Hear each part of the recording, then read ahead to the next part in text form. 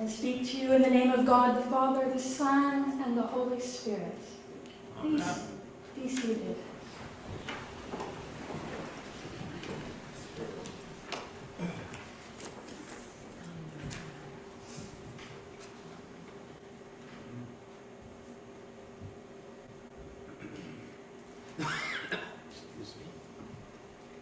I could probably preach for an hour, but I won't. And I thought, what should I say about Jerusalem and the Holy Land? I could preach about the desert, the water, the land, the life of Jesus, of course. But I thought maybe I would focus on really why we need to pray for Jerusalem. And I'm going to focus on walls. And Val's going to keep up, we're going to keep to that side. So there was an old Jewish man who had been going to the Western Wall, pictured here in Jerusalem, to pray twice a day for 60 years. And one day a journalist asked him what he prayed for. And he replied, I pray for peace. I pray for all the hatred to stop. And I pray for all our children to grow up in safety and friendship. And then the journalist asked him, how do you feel after doing this for 60 years? And he replied, I feel like I am talking to a wall. But you know, even if it seemed hopeless, he kept on praying. And so do we. We all pray for peace in the Holy Land. And so I want to tell you a little bit about what I learned in Jerusalem and around. And some of my photos are now from 2010, but I'm sad to say things are not better. Now you might say that the Holy Land is defined by walls, real physical walls, and divisions between people. Divisions between religions. Since ancient times, Jerusalem has been a walled city. The walls have been built and torn down and built again and rebuilt. Part of one of the current walls is showing in just in the front in that white strip, just above the word Jerusalem in this picture. And many of the gates in the wall, like the Damascus gate here, are still used. And yes, it really is that crowded. And here's a street. Like ancient times, the city is pretty crowded. The cobbled roads are narrow, and the city is divided into three quarters: the Jewish quarter, the Muslim quarter, and the Christian quarter. And tourists can wander around all of them, but the locals live in their own area. When I was there in 2010, every corner was guarded by Israeli soldiers with machine guns. Sometimes it was a little intimidating. Sometimes I felt safe. Eventually, you kind of didn't notice them. But you see, sometimes there are Palestinian suicide bombers or missile attacks from Gaza, and it can feel like you're in the middle of a conflict. Our hotel in Jerusalem had a bomb shelter on every floor. And you'd think it would be tense, but you know, people kind of get used to it, and mostly people are just living their normal lives, going to school, shopping in the market, going to work, having coffee. Life goes on. Now, the other walls in the city belong to the Temple Mount, which looms over the city. And this is a picture of a quite large, but still a model of the temple. And it's a little, it's not too bad to see. So you can see how the temple dominated, even then, the whole city of Jerusalem. The temple itself is a smaller piece in the middle, and it's built on the Temple Mount. So they took the top of the hill and they flattened it and made a big platform. And it was and is a huge platform, the Temple Mount. The first temple was built around the 10th century BC, during the reign of Solomon. Different things happened, but eventually it was destroyed by the Babylonians in 587 BC, about 600 years before the birth of Christ. And around 100 years later, it was replaced by the Second Temple, which was much similar, and that's what you're seeing here. Then King Herod, we all know King Herod from the birth of Jesus, well, he renovated and expanded it around 20 years before the birth of Christ. And you can just see how it dominates the city and how it has those huge high walls all around it. Now these steps on the left lead up to one side of the Temple Mount. And this gate that was here, you can sort of see the mark of it, has been blocked off for centuries. But this is where the pilgrims would come. You know, Jesus went to the temple, would walk up these steps. And although Herod was a bad hat, he was a great builder and built many big buildings. I was really fascinated by his stones. So you can see on the right here, these are Herod's building stones. They're all the same size, and the corners are neatly chiseled off, like they're all finished. So you can see the little edge, you think that might be mortar, but that's not. That's where the stone has been finished. And these stones, you can see them in some of the walls where Herod did his repairs and reconstruction. So when you see those stones, you can know that those stones were there at the time of Jesus. And here's another wall of the Temple Mount, again outside the Temple Mount. And this is what we began with, the Western Wall, or what used to be called the Wailing Wall. The name was changed when the State of Israel was founded. And this is a holy place where the Jews pray. It's the closest they can get to the site of the original temple. The men and women pray separately. The big open area there, that's the guys. The little small crowded area, that's the women. And when I was a bit disturbed by that, the women said, "Oh, don't you worry, we've got all the shade."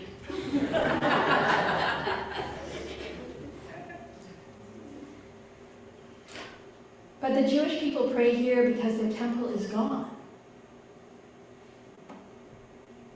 In 70 AD, so about 40 years after Jesus was crucified, the Jews, fed up with the Roman occupation, took control of Jerusalem. And then the Romans did, in retribution, besieged the city, burned it, and destroyed many buildings, including the temple. It is said that for miles around you could hear booms like thunder as the Roman soldiers toppled the great pillars of the temple and pushed them off the edge of the Temple Mount.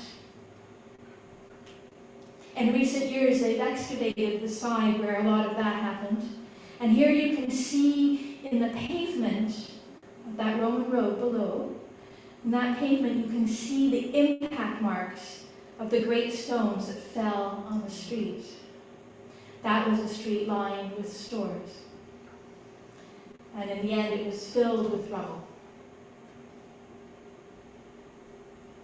Now, the platform where the temple was is now the site of the Dome of the Rock in the Al-Aqsa Mosque. The mosque has been here for 1,300 years, and for Muslims, this is a very holy site. It's a place where Abraham went to sacrifice his son Isaac, and the place where Muhammad journeyed to speak to God.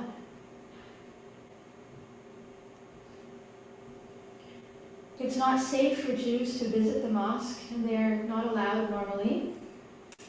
Tourists, Christians, and Muslims are allowed on the Temple Mount, but the Jews are stuck praying at that wall below. And you might imagine what pain that causes the Jewish people to see a mosque on the site of their great temple. But here's another another wall. This is a modern wall built by Israel. See, parts of the Holy Land are designated as Palestinian territory. You can't pass from one area to another without traveling through a checkpoint through a wall that looks like this. The other side of the wall is covered with graffiti, the Palestinian side, but not the Israeli side. Year after year, the Palestinians have been squeezed out of their territory, and sometimes their homes were expropriated. Many Palestinian families still hold the key to their grandparents' house because their house was seized and given to Jewish settlers. You're not allowed to take pictures of the wall, but you see I did.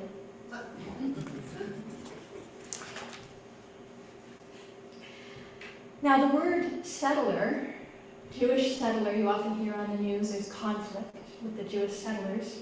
It might think you think of a pioneer, someone breaking the ground, building a farm, working in the wilderness. But here is a Jewish settlement near Bethlehem. It's just being finished in 2010.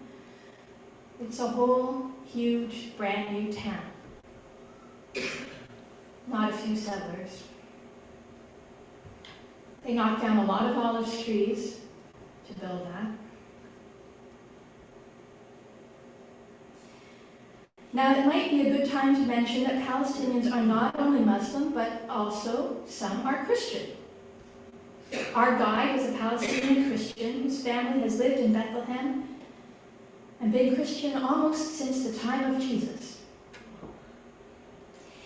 And our guide lived in Bethlehem, and here's a street of Bethlehem. You can tell we're in Palestinian territory because the words on that billboard are in Arabic. So when you pass through the wall, the language changes. He had to cross the wall every day to take us on our tour for the day. He said he had to arrive at the wall at 5 a.m. because it's a long, slow process for Palestinians, whereas us tourists were waved through in about 20 minutes. He has to go through something like airport security, and he's not allowed to bring a car. So once through, they have to take a taxi or a bus. And many of them do this every day to get to work. And fear and danger of attack or conflict are everywhere. There's these little signs everywhere. Sometimes you'll see barbed wire. Sometimes you'll see a mine sign. A couple of these are outside Jerusalem, I confess, but you wouldn't see danger mines inside the city. But the problem is that everyone has had a claim to this tiny sliver of land. Israel is smaller than Vancouver Island. The Canaanites, the Israelites, Assyrians, Babylonians, Persians, Romans, Arabs, Christians, Ottomans, the British, and then since 1948, the State of Israel, the homeland of the Jewish people. And it's a homeland for people who have been without a country for centuries. Everyone wants a piece of this small sliver of land. And of course, it's the site of many, many Muslim holy sites, the birthplace of Christianity. And this distrust and violence goes back centuries, no millennia. People have been fighting over this fertile territory surrounded by desert since before recorded history. It's always been the site of conflict. This sign is in a church called Dominus Flevit, which means the Lord wept. The church overlooks the city of Jerusalem and has this plaque. It says, Jesus beheld the city and wept over it. And still we do. Now there is hope. Many people work for peace. The Anglican Church in Jerusalem And yes, there is an Anglican church. There's a cathedral and 28 parishes in that area. Is actively involved in peace and relief efforts. The Anglican Church runs schools, clinics, rehab centers, guest houses, retirement homes, and hospitals, including the Al-Hali Arab Hospital that serves some of the 2 million Palestinians who live in the Gaza Strip.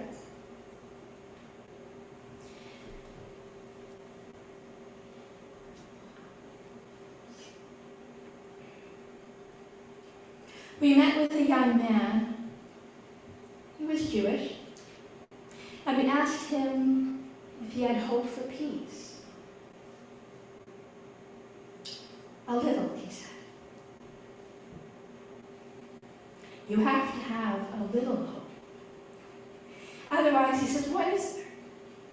He thinks it starts with the children. He worked with an organization called Kids for Peace, and he's told us about what they do. It brings together local youth in equal numbers, Jews, Muslims, and Christians. They meet together over meals and activities. They learn about each other. Everyone is treated the same. Many have never broken bread with someone of another faith. And then the youth are flown to the U.S. for a 2-week summer camp where they can just learn what it is to live without a soldier on every corner, where they can just be kids. The hope is they will grow up to know that a different way of living is possible.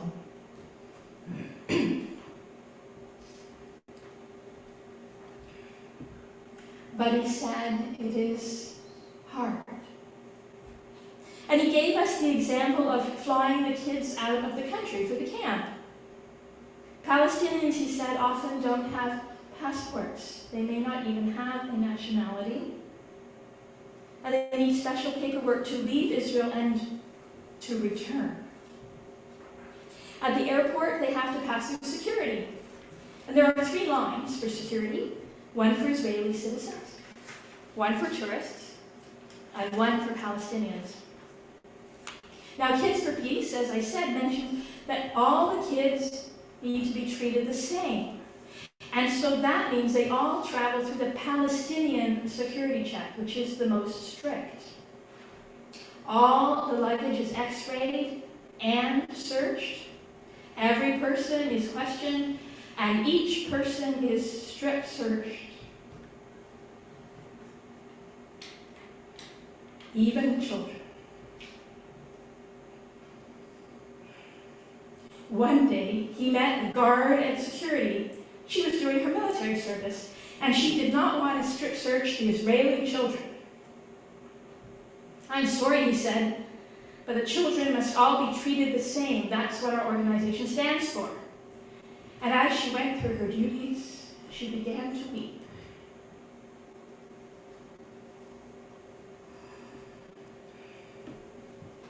Afterwards, he asked her, "Why are you crying? You do this every day." "But they're children. They're all just children," she said. Well, her heart was moved, and so was mine. After she finished her military service, she came to volunteer for Kids for Peace. One by one, hearts can be changed, he said. We have to have a little hope.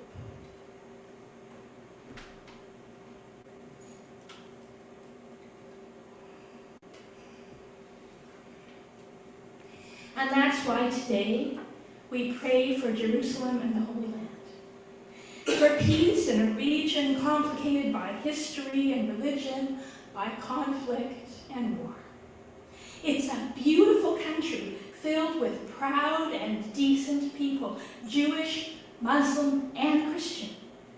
People who are set to get against each other by history, by the powers of distrust and revenge, grief and trauma. So may our prayers for peace in the Holy Land join those of that old Jewish man who for 60 years has prayed for peace. And may those prayers be echoed around the world.